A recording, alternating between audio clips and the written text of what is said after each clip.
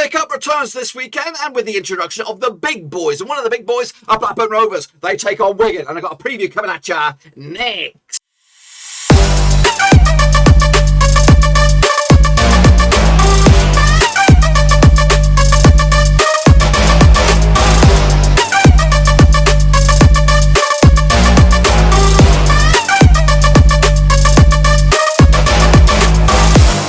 Right, folks, back once again with another match preview. Looking forward to Blackburn Rovers' visit to the DW. That's right, to take on the old local rivals, Wigan Athletic. And we'll get to that in just one second. If you're new, where you been? Smash your subscribe and hit your back and take all things FA Cup related, Blackburn Rovers related, world football related. We're going to all here, boys. Under one Rooski. That's right. It's the return of the Northwest Crunch class.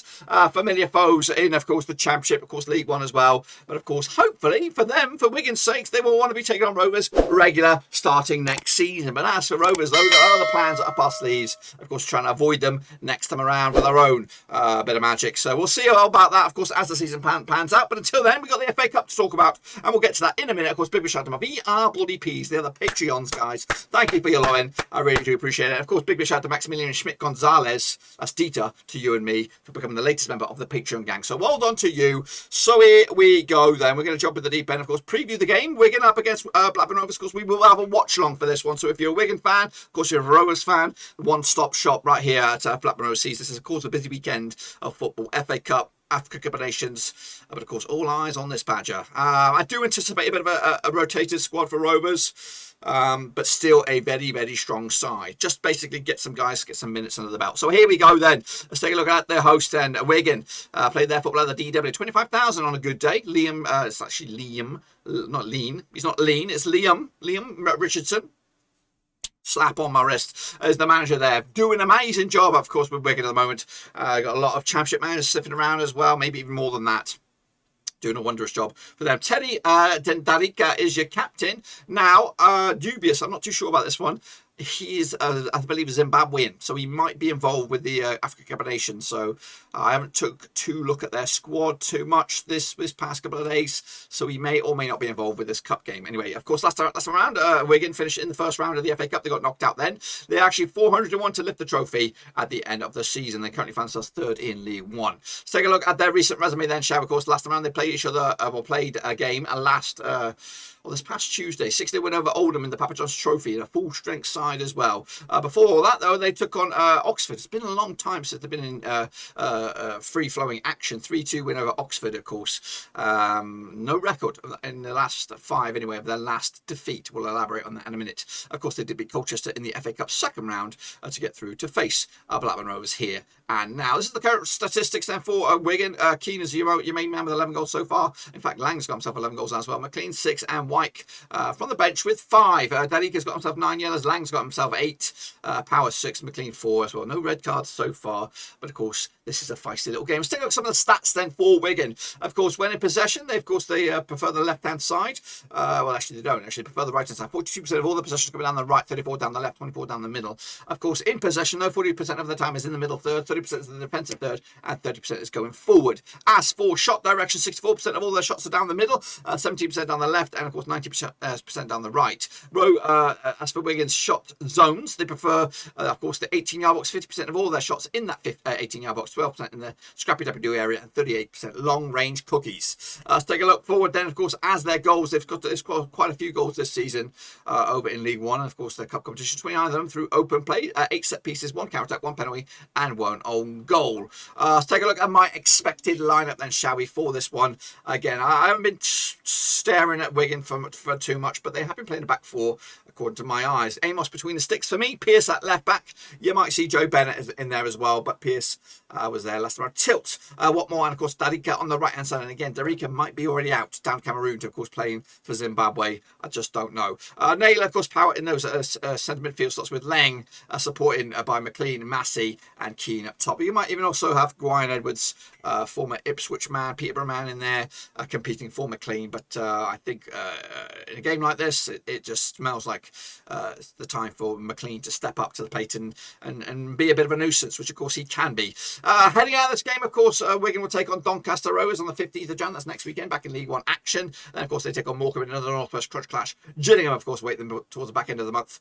They have the Papa John's Trophy next round there. Not too sure their opponent. And, of course, they'll complete the month of January up against Cheltenham. Very, very busy month for Wigan. Let's take a look at their opposition, though. Of course, Blackburn Rovers do play their football at Ewood Park, but they're not playing them this time around. One and done here. No replay, no nothing. Of course, if it is level after extra time or after 90 minutes, whatever, we will have penalties. Of course, captain is Darren Lenihan. Of course, our manager is Tony Mowbray. Last season, we got knocked out at this stage, and to be honest with you, I don't really give a shit about this one this time around. The games are mounting up, of course, with COVID postponements. They'll get rejigged left, right, and centre, and this could be just a general distraction. However, of course, local rivalry. We haven't beaten Wigan in a long, long time, so of course we'll hope to break that hoodoo today or this coming weekend. The odds for Rovers to lift the trophy are 150 to 1. And currently, we find ourselves second in the championship. Take a look at the recent resume then for Rovers. Just one goal conceded at the last 5 games, if not more than that. Of course, that one goal was against Barnsley. But coming into this, Rovers not been great last time around against Huddersfield, but a decent result, none the same, against a decent informed side that is Huddersfield Town. However, to be honest with you, I think that's 2 points dropped for Rovers in the grand scheme of things. We weren't great against Barnsley either, but we got over the line with a win anyway.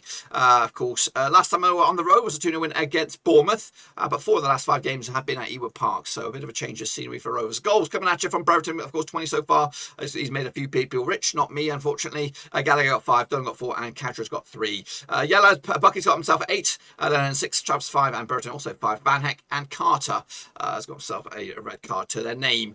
So some stats then for Rovers, of course, preferring the right-hand side. 40% of all their attacking avenues coming down the right, 36 down the left, and 24% down the middle. Of course, as for the action zones, 43% down the middle, of course, at the middle third there, 28% going forward, 29% at the back. Of course, when shooting, of course, 65% of all their shots down the middle, 20% down the left, and 15% down the right. We also prefer the 18-yard box as well, 58% of all of our shots there, 34% long ranges, and 8% in that Bradley Dacarino area, which unfortunately he will not be involved in this game. Take a look at the shots then, or the goals. Of course, Rovers scoring, I think, more goals, I believe, than Wigan this season. 28 goals through open play, 6, of course, set pieces, 4 counter-attacks, 4 penalties, and 1 own goal. This is my expected 11 here. Now, there was a whole bunch of rotation going on here, but some guys remain in the lineup. We've got pairs between sticks. We've got Wharton. He remains alongside Van Heck as well. Ayala will come in for Captain Lenihan. Maybe the captain's armband will go to Bradley Johnson, and of course, centre mid. Davenport will join him alongside him in that centre midfield partnership. Eden will come in on the left-hand side. I think that's nailed on. You can probably put that in there right now on the team sheet because Pickering is out for about 5 weeks, so we're going to miss him. But Taylor Dunn, decent little player on his day, and of course he should be able to handle this game up against Wigan. Naomi on the right, of course, rumours are strengthening that he will be leaving the club at the end of the season, which is at some point.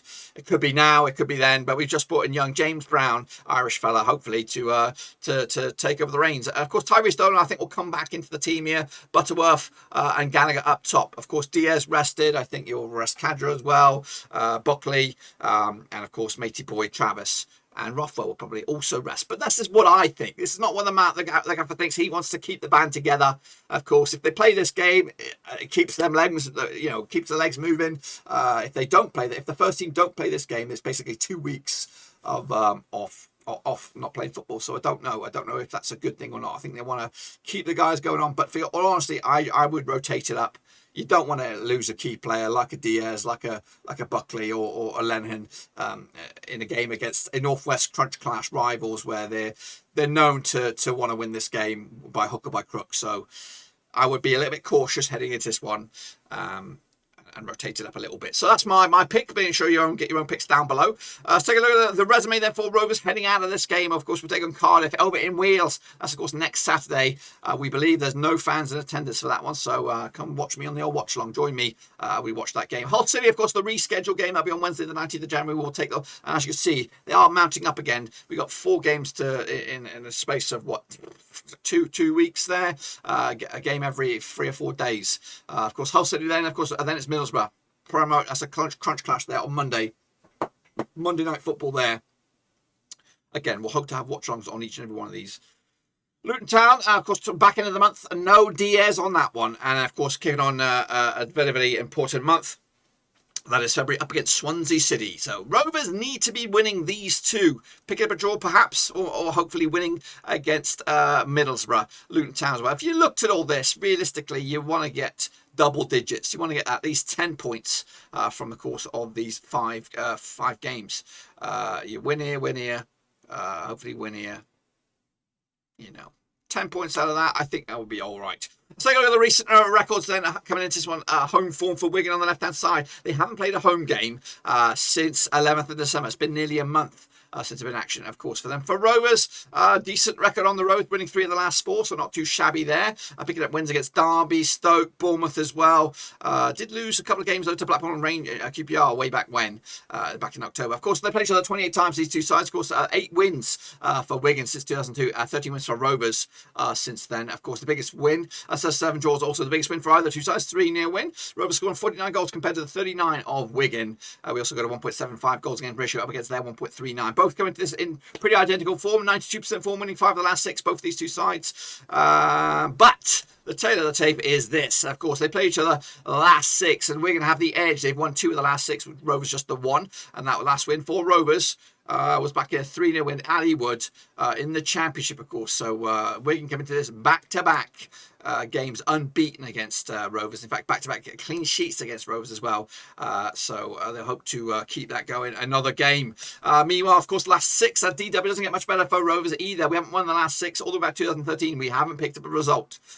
So we have to change something there. It's nearly 10 years, guys, since we won at the DW. So hopefully we can rectify that as well. So back-to-back losses. In fact, Wigan have won 3 of the last 4 against us at the DW. So yeah. So take a look at some stats of some unfamiliar teams, and this is in the FA Cup. Salford are the best possession-based side at the moment, 57.4% possession of all their games, which of course I think is only 2. Leighton Orient, of course, up there. St Albans, Stevenage, and Rochdale complete the match there. Ipswich up there, of course, with 4 yellows so far. Bolton, Stockport, Tranmere, and Plymouth make up the power 5 there. Aero Duels 1. Rochdale 70% for them. Leighton Orient, of course, up there as well. But of course, these will change as, of course, the competition heats up. Shots per game, Stockport County 25 shots per game on average. Morecambe as well, 20 shots as well. Salford and Charlton with Gateshead making up the power 5. Pass accuracy, Rochdale again lead the chart, 73.6 over there. Charlton as well, Leighton Orient, Morecambe and Ipswich as well. Let's take a look at the resume then for the weekend action. Of course, it all kicks off tonight. Swindon up against Manchester City on that one. We're going to have another watch along. We'll have double watch alongs tomorrow, I hope. It'll either be Mansfield, Borough, it'll either be Hartlepool, Blackpool, Bristol City, Fulham. It might even be Burnley against Huddersfield. I don't know. I don't think I could put that shit stain on my channel. But anyway, it'll be an earlier kickoff. I'm probably leaning towards Mansfield, Middlesbrough, because it's early enough to get myself out and ready for the Wigan game. So we'll see. You just make sure you smash your subscribers. Also, double FA Cup watch along action. Of course, Rovers will be later on that day. Meanwhile, of course, let's go back actually. You want to see the rest of those. So, of course, the normal kickoffs will be Newcastle against Cambridge United. They've just signed matey boy Trippier there. Peterborough against Bristol Rovers. Barnes against Barrow. West Brom against Brighton. Leicester City against Watford. Kidderminster against Reading. Port Vale against Brentford. QPR against Rotherham. Of course, the game of the day is at Wigan, and we will be here live for that watch along as well. So make sure you stop by and say hello. At the back end of the bracket there, of course, we've got Boreham Wood up against Wimbledon. All London affair there. Hull City against Everton. We've got Chelsea against Chesterfield. That's a good one.